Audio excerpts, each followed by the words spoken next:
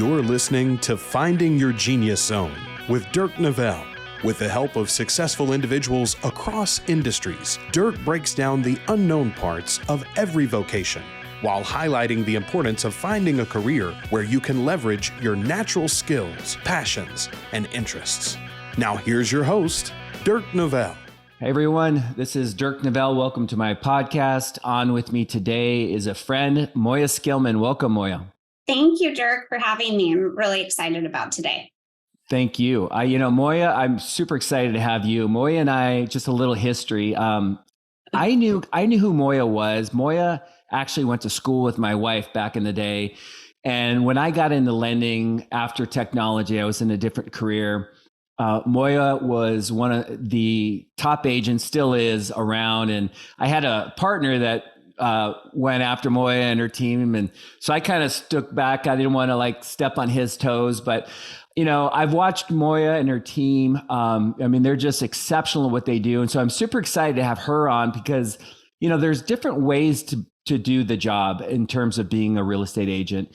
And if you're interested in kind of taking it to the extreme in terms of top end, Moya is the person you want to listen to. She's got many, many years of experience.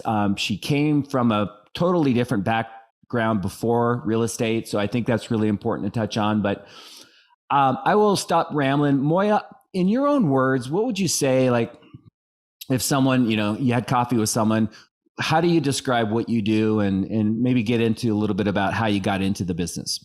Sure. Yeah. And thank you again. I'm really excited to be here and spend time with you today. In a nutshell, residential real estate isn't about selling houses. It is about solving problems. We are invited into people's lives in periods of transition. Some of those are happy, some of those are not so happy. And so the best realtors, the most successful realtors, know from the beginning that we're all about solving problems, and selling of the house is kind of secondary. So that's what I would say in a nutshell that I do every single day, every hour. Me and my team are trying to solve the next problem that's in front of us and create a great solution and a wonderful experience for our clients. So that's kind of my elevator pitch, and I know we'll get into a lot more when we're talking. But in terms of how I got into it, let's touch on that. So I work with my mom, Terry Foster. A lot of people know her. She's been in the business over 35 years. Super fortunate and lucky and blessed every day to work alongside her. She is an incredible woman. Extremely well respected by her peers. She received the Icon Award last year from the Realtors, just absolute integrity, does the right thing every time and has done for 35 years and gives back. So since she's my mom, obviously I grew up with her doing real estate. So in high school, we would go look at houses on the weekends so I could help her for her tour she was going to do. And this is the old days when I was in high school with your wife. We would pick out photos from 1 Hour Photo and glue them on the flyers and all those kinds of things. So I kind of grew up with that, but I did not have dreams of being in real estate. It was just, I think for any person out there that grows up kind of in a family business, they're used to just tagging along with their parents on the weekends, whether they own a hardware store or whatever it might be. But I definitely wanted to do something else. And in high school, actually, and then in college, I got very interested in politics. So I had a totally separate life before I joined Terry in real estate. I was a political science major at Seattle U, and then I moved to DC right after graduation, and I worked on Capitol Hill. That was an incredible experience. And honestly, that really did help prepare me for a lot of what I do today. You're dealing with a lot of complicated personalities in Washington, DC. The day is ever changing. Every hour is different. There, you're always dealing with different people, different challenges, and that's very similar to real estate. So I did that for about 7 years, and I thought about coming back off and on, but at times I thought I was going to be on the East Coast forever. I was there during September 11th, and so not to bring the podcast down, but that was a pretty life-changing experience for me, as it was for so many people. And the idea of being far away from family was just kind of brought to the forefront. And so that started the wheels turning. Maybe I should move back to Seattle. I should give the family business a try. My mom had called me almost every day over those 7 years. When are you going to move back? When are you going to work for me? So not to date myself, but that was basically 20 years ago. So I now have been working alongside her for 20 years. And I really recommend for people thinking about getting into real estate right after college or something like that, go and do some other work in other industries first. It really will help you pull those skills forward into what you need for real estate. And there are amazing agents that start right out of college or even skip college and get their licenses at 18. And so, hands down to them as well. But I think some of the best agents do have kind of a previous life before they start in real estate. I love it. And the good news is you met your husband in DC, right? I did. Yeah. So there's probably a reason why the forces had you there. Yeah. Don's a great guy. So, the thing is, it's different about, okay, so there's a lot of things I want to ask you, but what's unique about you and your mom, Terry, and your team, and obviously, I've realized we all know a team is crucial, right? Nobody does it by themselves. There's a lot of people a lot of skill sets that translate to success. And I know you have a team, I think of like 9 or 10 people. You gravitate or attract very high-end clients. And I see your listings, for example, and, they're high-end homes. What do you think it is about, your group, your team, your personality, your mom, you, that allows you to kind of earn that trust? Like, what is it that those clients are looking for, and why do they hire you guys for such a big response? And I know why, but I'm just curious in your own thoughts. Like, what is it about your uniqueness you think that allows you to win these deals? Yeah, I think there's a lot to kind of dig into there. I think one thing probably at the top of the list, and you see this in data and customer surveys all the time across multiple industries, but people at a high level, really trust is the most important thing, right? And working with a trusted advisor, and realtors are really trusted advisors. And a lot of times that means telling them to not buy the house, or telling them, not focusing on what the commission is from a $15 million property. If this is going to be about investment and this doesn't solve, their life challenge that they're trying to solve, or, location or whatever, not being scared to tell that person the truth and potentially not make the sale. And I think we've really built a reputation of having really high integrity, lots of experience, of course, but always telling our clients the truth. And at that level, they expect that. And that also comes when we're in a listing presentation and pricing their home. There are agents out there that will, quote unquote, try and buy the listing and tell the client whatever price they think they want to hear. And Terry and I don't do that. We really always come back to the data. We remind our clients that, the buyer is also going to be exceptional on top of their game, titan of industry like themselves, and they're going to look at the same data. And so being accurate on pricing. But probably the biggest thing next to trust is really having an exceptionally smooth client experience. Our team is phenomenal. We create amazing experiences for our clients that are seamless, that are stress-free. We try and handle every single detail. The prep that goes into thinking through how these properties are going to be presented, not just from a marketing standpoint, but when we're showing the property, what kinds of questions do we anticipate that the buyer is going to ask? Let's figure those out before we even come on the market. What's the length of the dock? What's the depth of the water?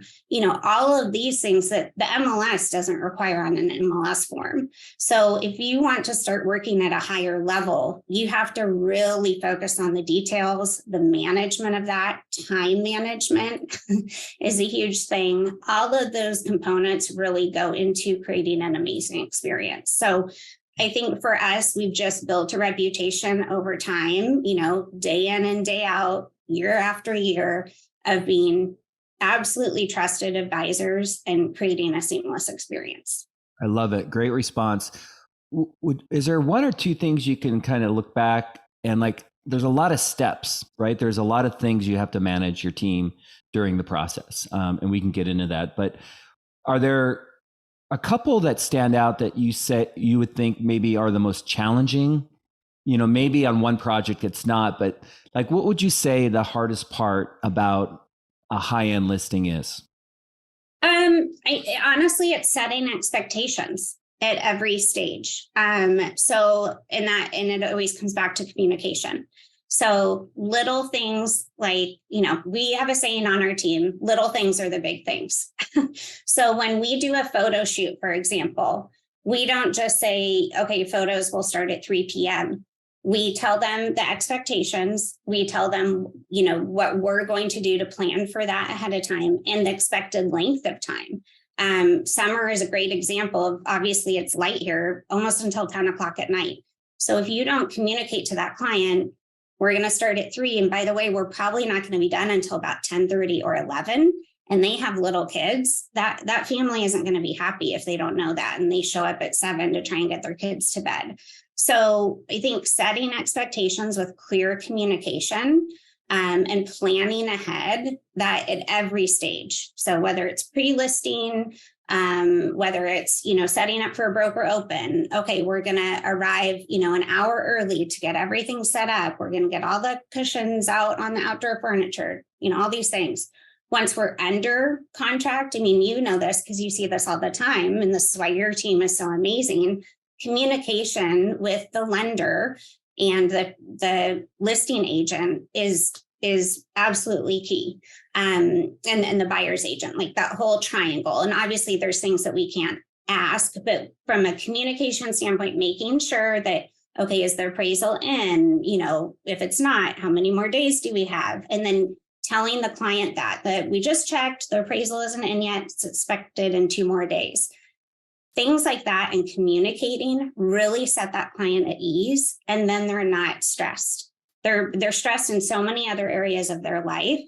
It's our job as realtors to create as low amount of stress as possible. No, I get it. Thinking through those, things, setting expectations, communication, those are the 2 huge things. Yeah, we're all kind of in that referral business where if they're not walking away with a good taste in their mouth, then we haven't done our job right. I don't want to assume, but I'm trying to think how to ask this question. So the nature of your clientele, very high end, and I know you deal with all across the spectrum, but some of these folks are super successful. Many are in their lives and have strong personalities, are used to kind of calling the shots. How hard is it sometimes when maybe opinions or thoughts don't align? I could see, trying to win a deal and educating somebody on what you think their value is or whatever, and then dealing with someone who has a very strong opinion that maybe counters or is different than what you think. Is that, is that a process that, a new agent might have a really hard time handling? Is that something that's just with credibility and time? Is that something that gets easier? Yeah, definitely. It gets, I wouldn't say the challenges go away, but it becomes easier to navigate, right? That year after year, the more experience you have, the more you feel confident in standing your ground. But I think my advice even to newer agents, and when I say new, that's kind of 5 years or less, is just you're the expert, right? So we have to remember this isn't just a hobby. This is our profession. Just like when you're seeking advice from a doctor, you're in the doctor's office and you're listening to them and maybe you're questioning a little bit, but I'm always saying, I didn't go to medical school. I'm going to take them at their word, or maybe I'm going to ask for a second opinion or something. But for the most part, they're the professional. They were trained a certain way. It's the same thing with realtors. And so, yes, we deal with a lot of, exceptionally talented and bright people that are used to making decisions and not be questioned and but we also know they've hired us for a reason, because they want to surround themselves with trusted advisors and with experts. And so we stay calm, and we always come back to, we know that we've been hired for the expertise, and we'll remind them of that. Sometimes things can be emotionally charged. Of course, these are stressful situations. But we often will say, you hired us for our expertise, and we can assure you, after 20 years in the business, or even to an agent that, after 7 years in the business, I can tell you that we need to adjust the price in this window. Here's the data. You have to do your homework, though. And we are incredibly prepared all the time. We spend a ton of time preparing. And that's another thing I would really offer advice. And we hear that from our clients all the time. After we close the transaction, it's, seamless experience, and Team Foster is over prepared for everything. And they expect that. So, at this high level, a lot of these CEOs and these executives, you have to remember what their day is like. They're walking into meetings, they're given a briefing, everything is prepared for them. And so you need to function the same way as the rest of the people in their life. You have to do your homework. If you're doing a listing presentation, block out time, not just to prepare it, but also to rehearse it. Did you double check that nothing else sold in the last hour before you're walking into that client's house? Things like that. You really have to spend the time and prepare and focus on the details. And that's how you can navigate these situations. And then you get confidence from that, because you know that you know your stuff. You know that you've done your homework. It's the same thing I tell my boys, and I'm sure you tell your kids, Dirk. If you prepare, that helps with confidence. And then you can navigate any situation. Yeah. And also, it's a small town in a way when you grow up here, but there's nothing but positive feedback when your name comes up or your mom's. And what's interesting too, and this is something but I'm speaking to the people that are watching, is not only are you winning the relationship or earning the trust of your clientele, but you also have to work with people in your industry on the other side of the fence. And when you're a good person and you do the right things, I think that helps as well, because people probably really enjoy working with your team, right? And so I think that's one of the things too, is you have to be cognitive about how you are, your reputation, and doing the right thing and treating people right, even your competitors, which, I think it's a small town. And if you don't play that game the right way, things can go bad. So people, like my daughter and I had this conversation the other night. She's going to college here at the end of August, and she's, kind of struggling, like, I don't know what I want to do. And she watches those shows, those reality TV shows, Selling Sunset or whatever they're called. I can't watch them, but my wife, so there was a phase, and the reason I have a direction I'm going, trust me, I'm not just rambling here, but there's a feeling or a thought or a fantasy about what certain careers are like. And what is the typical fantasy that, like, when you see people getting into this business and they're chasing it for whatever, big commission checks, I don't know there's different reasons. What's the one thing that people get surprised on, like maybe a few years into the business, that, oh my God, I didn't know this was part of the deal. Like, I'm surprised. Well, I think, oh my gosh, we could do a whole separate episode on that. But I think the two biggest things I would say are, people don't realize that this truly is 24/7, and which is hard. And we can talk about work-life balance or something if you want to get into that later. But I think, those shows, sometimes they show some of that, one's, on a boat in Italy and negotiating a deal. But they don't show that, at graduation, someone's maybe stepping outside because there's literally a multiple offer situation, and they're having to get back to their client and tell them, we need to go up 50,000 or we're losing the house. So these are real situations. And I actually have a good friend that's an executive coach, and she works with a lot of doctors. And when I talk to her, I'm like, I don't understand, like, this is so crazy. And yet, I'm not a heart surgeon. Like, how? And she always reminds me, she says, Moya, you have to remember, as important as the work is of the doctors are doing, and it's way above what we do, but they still do have a structure. They're on call or they're not on call. And when they're off call, when they're not actually on call, there's someone else handling things, right? There's another doctor that's on call that's in the ER. So we don't have that luxury. Even if you have a business partner, it is 24/7. So I don't think the shows show that. I also think, it is, if you're really going to be good at this business, nothing can be below you. That includes cleaning a toilet, even after 20 years in the business and selling, $50 million homes, you still need to be able to clean a toilet, vacuum. Terry showed a property the other day. There were dead bugs everywhere in the playroom. And it's like, how can you have a listing that way? Like, pay attention to those details. That is what the client is hiring you to do. They're hiring you to sell their biggest asset for most people and take care of things and pay attention. And so you have to be willing to do the dirty work. No one is above that. It's not, wearing, fancy clothes and showing up in your heels. And I mean, Terry and I barely ever even wear high heels to anything because we need to be able to walk the property. We have to be able to walk down a soggy lawn to get to the water because we live in the Northwest. I mean, these are, if you're really in this business and really going to do the work, it is not what it is on TV. Those shows are totally entertaining and they're fun. And sometimes I watch them when I'm traveling, but it could not be more farther from the truth.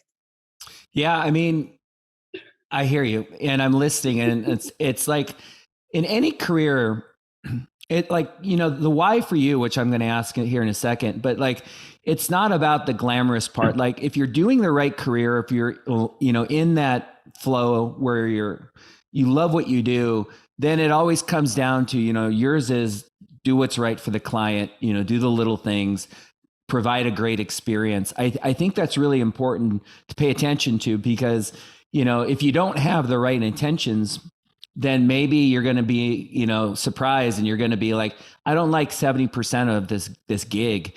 And I think for you truly, I think, I don't want to put words in your mouth, but the experience and making it easy and taking the stress away is really important for you and your mom, for your clients. We love it. We love that part. And sorry, not to interrupt your One of the things that I love so much is, when we get that review after the experience, we just got one a couple of days ago, and it brought tears to our eyes. I mean, the fact that our client took the time out of his schedule to write this, and the words that he used, it was just like, wow, like we're actually making a difference.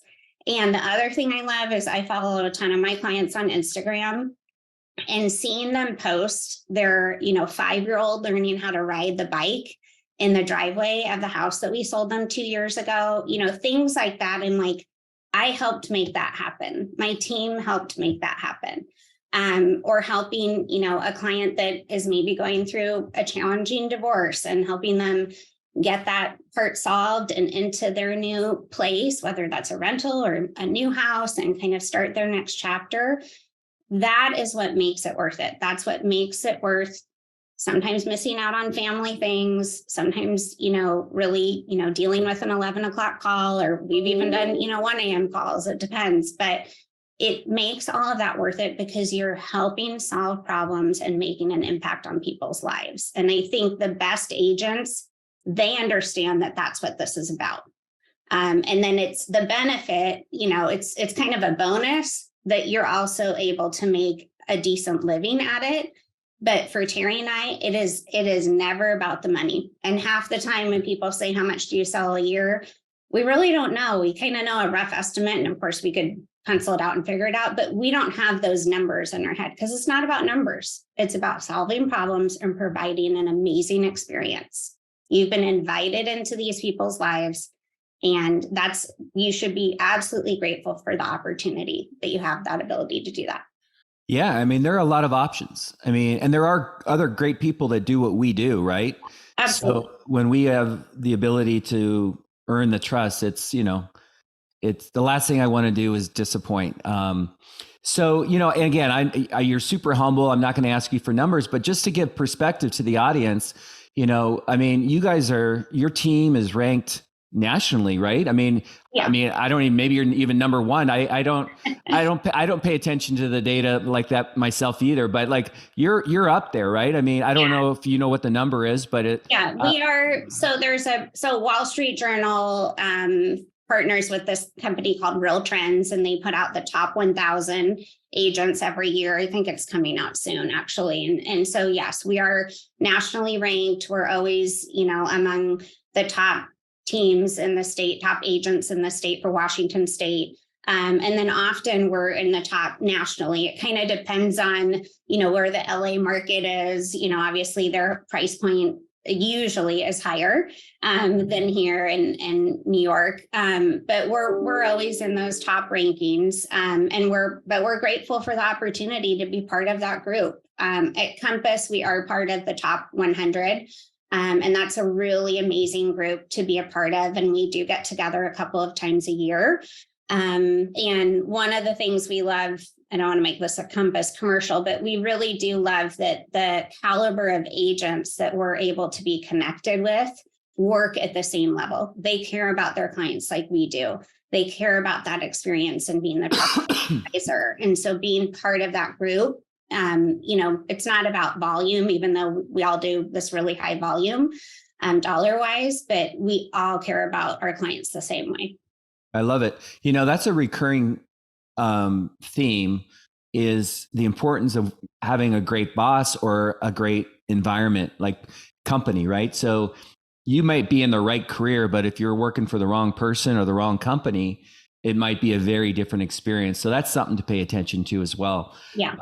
Tell me, Moya, people probably think they know what your days are like, your nights, your weekends, but try to, like, if you can, break out, like, if it was a piece of pie and you spent X% of time visiting homes, X% of time researching comps and the data, so to prepare, like, how is your time and day spent? And the reason I ask this question is, we all are different. Some people are, quiet introverts. Some people are very, need to be around people to get energy. And I think it's important to understand, like, if you want to be a high-end agent like Moya, you need to kind of understand behind the curtains what her day and nights look like, weekends look like. Can you kind of let us in a little bit and just maybe give us an idea of what a week would look like for you? Yeah, absolutely. So I would say every single day is different, but there are some things that are, consistent throughout the week. And both Terry and I are big structure people. So we do a ton of time blocking. We, like, the moment we commit to a meeting or an appointment or a new listing comes on, it goes on our calendar and the time is blocked. And I really encourage new agents or agents that are struggling, trying to figure out how to navigate new markets, use that system. And I'm always happy to talk to agents one-on-one, but you have to live by your calendar because you're your own boss. And it is very hard if you don't have listing appointments during the day or you don't have a buyer tour. All of a sudden it looks like you have all this time. And then you're like, well, I'll just go meet my, friend for lunch, which is important. We need balance. But all of a sudden you've lost that day and you could have been more productive. There's a broker tour in every single MLS area every day of the week. Right? You can tour Mercer Island on Wednesdays. You can do Kirkland on Wednesday. Like, if you don't have client meetings, you should be out touring. You should be in continuing education. You should be stopping by your office and, spend some time there for an hour. Maybe you can reconnect with agents that you haven't seen in a little bit. All of those things are important. So back to your question of, what does a given week look like? We always start our day with what we call our daily call. And I think even if you don't have a team, you could still have an accountability group where you talk, every morning and what are you doing for the day? What calls are you making? What clients are you going to reach out to? But for our team, we're a team of 9. And so every morning we do a Zoom call at 9 because we're all in different places. We had someone at an inspection today, someone meeting, the air conditioner, service provider, and we regrouped for the day. What does our day look like? Because even though everything is scheduled, overnight, everything shifts. All of a sudden, I had a client reach out at 11 o'clock at night that wants to see something this afternoon at 2. that wasn't on the schedule yesterday, by 6 when most of our team was headed home for the day. So we start with that daily call and we kind of understand what our priorities are. Does anything have to shift? Do we need to get back to a client from the night before? In any given week, we are always touring as much as we can. What's new on the market? We obviously focus more on West Bellevue and the waterfront community. So a lot of that is touring West Bellevue, touring Mercer Island. But really that should be, for the agents out there, the area that you live in, and maybe an area that you need to get to know because you think you're going to start having more buyers in that area. So we do touring. We try and do as many in-office events as possible. So we do sales meetings for the brokerage. Compass does sales meetings on Tuesdays. And so we try and attend those as much as possible. And then really it's a lot of client appointments. We have a lot of, listing appointments, showing houses. So in terms of a pie, I would say 10 to 15% touring, and then maybe, let's see, this is where you're going to find out I'm not a huge math person, but maybe about 25 to 30% client interaction. And then the remaining piece of the pie is just, kind of whatever comes on our plate. Looking in the MLS, what's new, what went under contract, working on price reductions, getting back to clients. We're always looking back at who showed the house last week that we still haven't heard back from. Who do Terry and I need to call to follow up on a showing to try and get them to come forward for an offer? Who did we meet with a couple of weeks ago about potentially bringing their house on the market? Is it time to circle back? So a lot of it is, the follow-up and client communication as well. Okay. Yeah. I was just listening, and I know how busy your team is. It sounds exhausting. Good, but the energy is, are you where do you get your energy? Are you an introvert or an extrovert? So I am, how did I hear the other day? A highly functioning introvert or something. A social introvert or social introvert. So I really, and my girlfriends, my best girlfriends, we always have all these jokes that we trade over text. They know my favorite thing to do is be in a baseball hat and maybe go to QFC or something and hopefully avoid everyone. So I don't have to interact with anyone because I need my quiet time. But obviously real estate is so social. I just, I can't remember where I was yesterday and I, saw 3 different clients walking into various things just around Bellevue. But I get my energy from my family. I have 2 boys, as you know, and I'm just so grateful to be able to be a mom and super hard work, parenting teenagers today. But I get energy from them. I have a great husband, great family.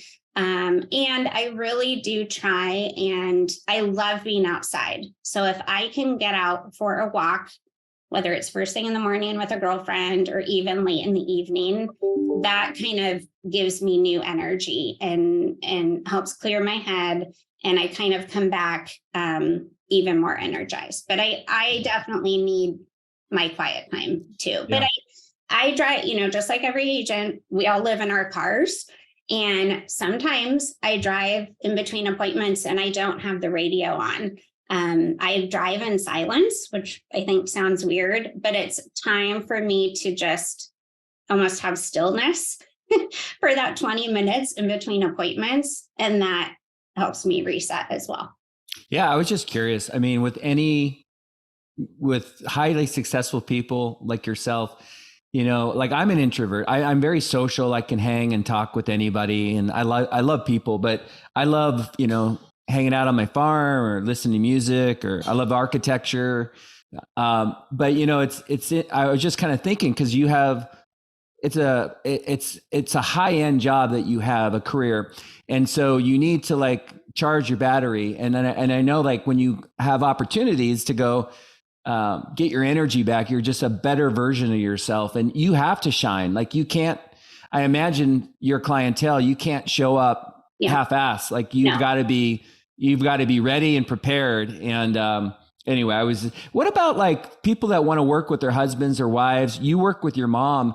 How do you maintain like the balance and like Christmas dinner or holidays? Like, how do you separate life from the business? Yeah, it's hard. I mean, I don't want to date this, but my birthday was yesterday. And so my mom. Oh, I missed it. I'm sorry. No, it's okay. But my mom came over and we had, saying happy birthday and had a quick dessert or whatever. And it was like, we made it about 30 minutes. And then of course we had to talk about a transaction and I could just see my husband kind of, rolling his eyes a little bit, but he's used to it. We try as much as we can when we're on a family vacation or something together, or we're having dinner together. We do really try and talk about other things, and that requires effort. But if you make that commitment kind of going in, it definitely helps, because you can get burned out really quickly. And we were actually on a mother-daughter panel last week with some other mother-daughter teams that are in the area. And that question came up, and it was all kind of the same. Family dinner can really quickly turn into work dinner, and then there's no break. And so, if you try and put those parameters on and make the effort, I think it is helpful and it's healthy. And your spouses and the family members appreciate it. Yeah, I mean, you also have to have a supportive husband or a wife or a family. Like you mentioned earlier in our conversation, graduation, and you got this really important call and you got to step out. I would think if you didn't have the right support system, this kind of career could be difficult. Yeah. And I think that is challenging. And I know, for some agents, it does kind of break things apart with their family, unfortunately. But that's where communication comes in, and really hopefully having an upfront conversation with your partner at the beginning. This is the career I think I'm going to get into. And we're just going to have to, every relationship is a partnership, whether it's a marriage or, whatever. And clear communication is helpful. And, but it's hard. I hear about that a lot. So I am curious, like, what was the draw to politics? And I see the parallels, like reading people, dealing with issues, solving problems. But what was your drive? Why DC? Yeah, it is interesting. But when I was in high school with your beautiful wife, I actually took American government during the summer. And I don't even know if that's required for kids anymore. But when we were all in high school, it was a required graduation, elective or whatever that had to be completed. But everyone said, take it in the summer, it's easier. And so I did that with a girlfriend, and our teacher was great. And one of the things he made us do is attend a city council meeting. And I did that, and they, of course, take public comment. And I can't remember what the issue was, but they were arguing some issue, and I put my name on the list, and they called me and I spoke about it, and they listened. And it's like, oh my God, it was the first time I knew about government and politics, but it was the first time I experienced that you actually, if you want to, and I know politics is so polarizing and messy now, but if you want to, and if you want to put in the time, you can make a difference. And that kind of lit a spark in me. And I've always cared about kids.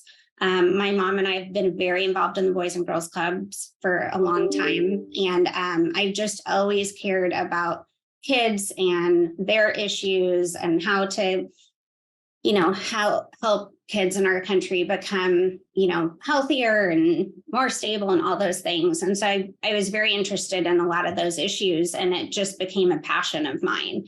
And so I think those two things together, and I started to see, gosh, I might be able to make a difference here. And I do feel like I really learned a lot in DC. It was a fabulous experience. It's a very difficult environment now, but I do encourage anyone that has an interest in that to not get discouraged by what they're seeing. We need really caring people involved. And it really is up to kind of the younger generation to get back there and help things. Yeah, I love it.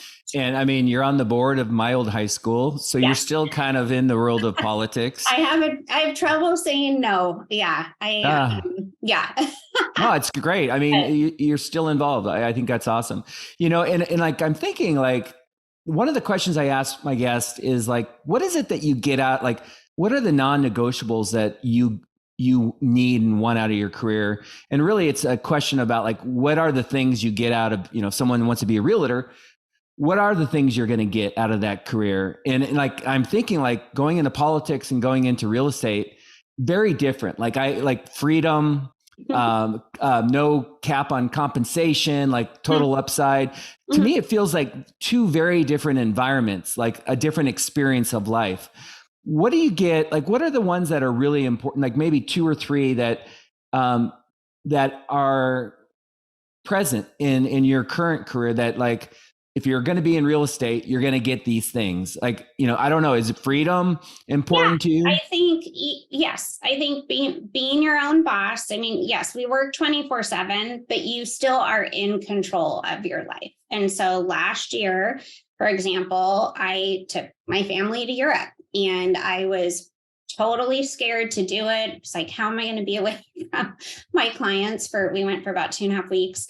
You're in a totally different time zone, all these things.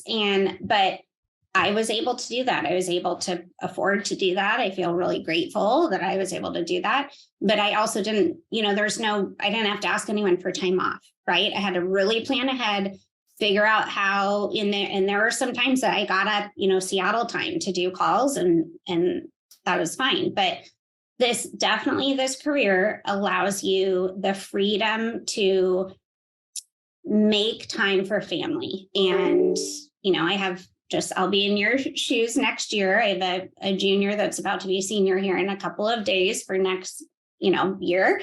And so I'll be dealing with graduation. And I know next August, I'll be moving him into his dorm, and I'll be able to control my schedule around that. And so I think that doesn't come out without having a huge amount of hard work, right? But that's the balance, that's the trade-off. So you're cleaning toilets, you're vacuuming, you're dealing with challenging situations, but the payoff is that you can be in control of your family time. And for me, family is so important. It's just incredibly important. It's always been important in our family. I was raised that way. I'm super close to my grandparents and all of that. And so I think this career definitely allows that.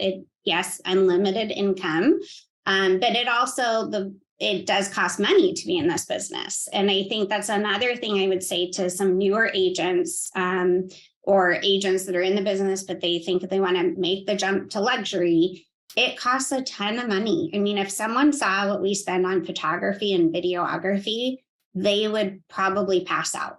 It is a fortune. Yeah. And so if you want to work at this high level, you have to put in the investment. It's a business. It's like any business. A restaurant has to invest in new tables and chairs, and they have to pay for their heating systems in the restaurant. And, you have components just like a regular business owner, but the income can be unlimited if you work hard enough. No, is there anything else that like, oh man, I love this part of the career? Like, other than the obvious, something that maybe someone at 25, wouldn't even think about? Well, one thing I would say, and I actually heard Terry say this a few years ago, and I haven't thought about it until she said it, is you get to meet very interesting people. And that's not just, Team Foster, we get to work with all these amazing CEOs and, somewhat famous people.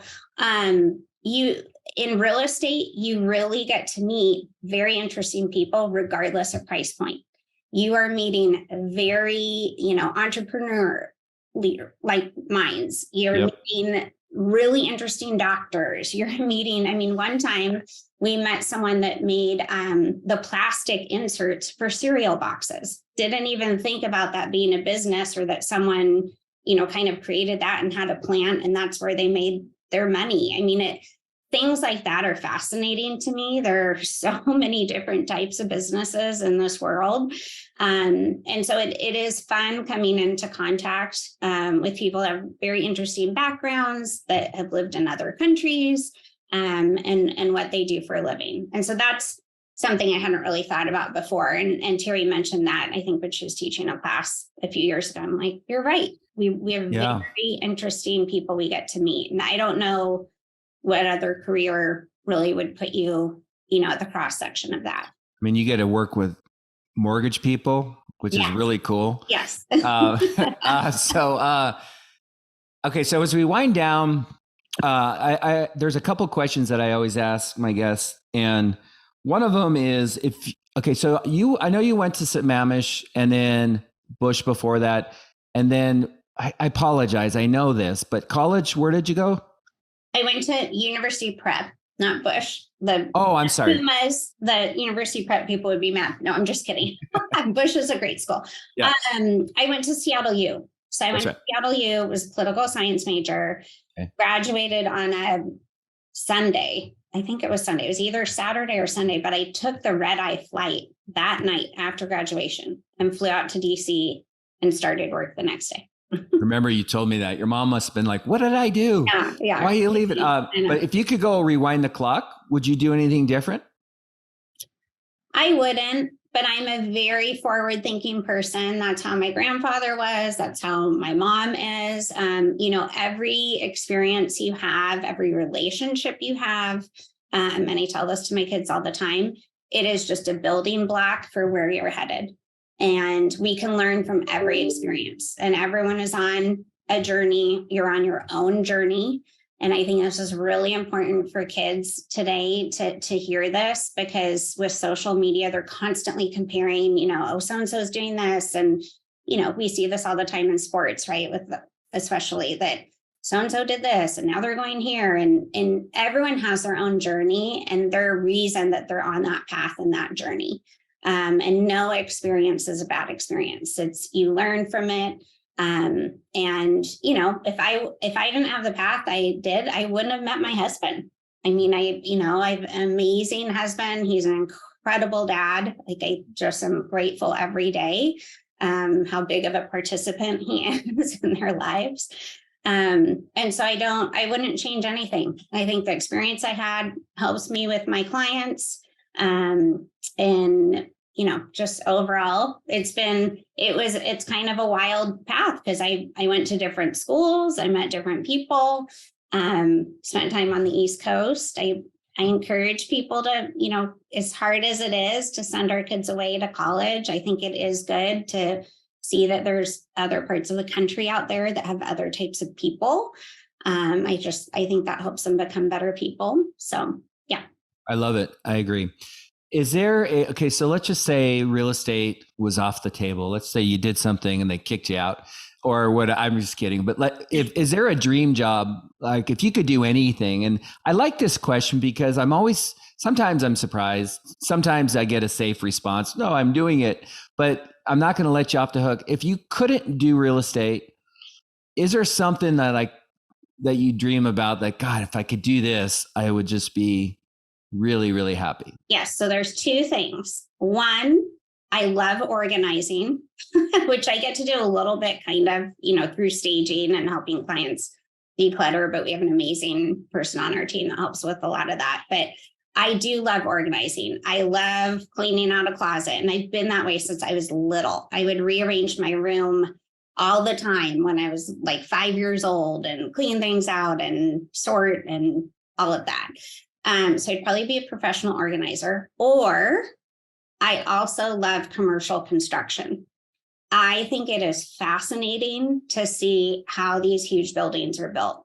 And when I drive around downtown Bellevue and I see the trucks lined up because they're doing the dig for the parking lot, and, all the dirt's pouring in, and now the steel is up. And, sometimes if I'm up in the morning to go work out with my trainer that I've just started back with, you see all the workers starting at like 6:30 in the morning. And I love seeing those buildings, and it's amazing to know the engineering that goes in there, logistics that have to happen, the timing of everything to build those. So I think I would maybe be in, commercial development potentially.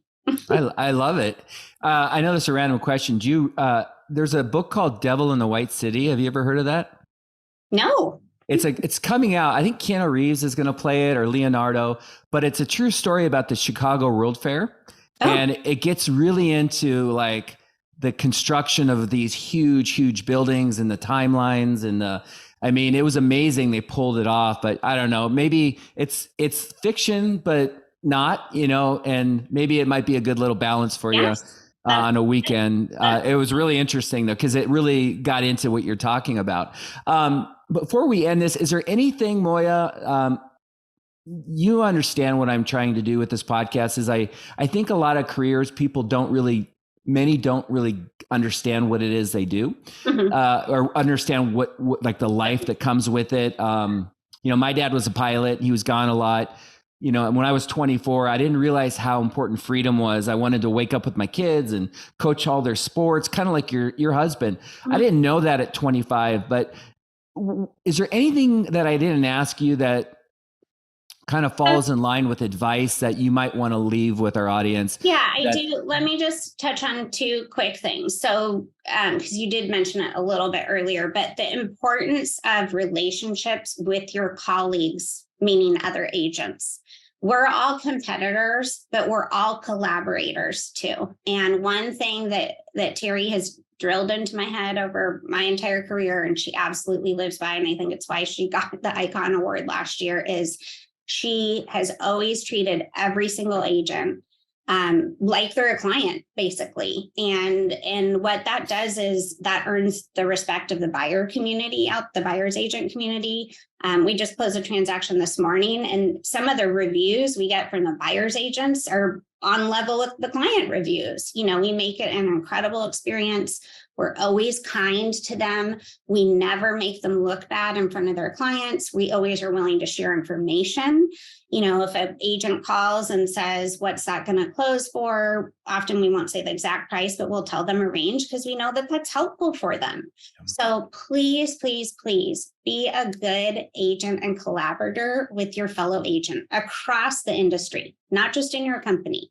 Be good to Windermere agents. Be good to Coldwell Banker agents. It's really important.